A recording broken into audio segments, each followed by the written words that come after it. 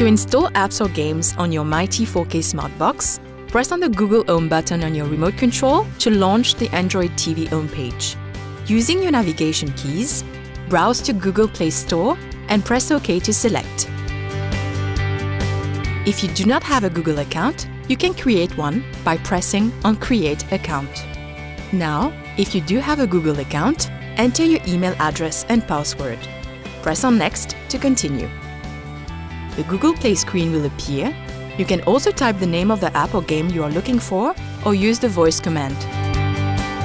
Using your navigation keys, browse to select the app or game you want to download. Press OK to confirm the selection and press on Install to start the download.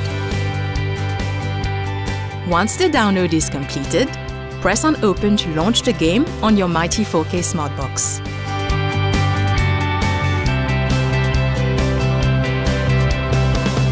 If you want to add the downloaded game to your favorites, select the icon shown on your screen by pressing OK. Then press OK again to confirm the task. To view all the available apps, select Apps and press OK. You can now access all installed apps or games on your my.t 4K Smart Box.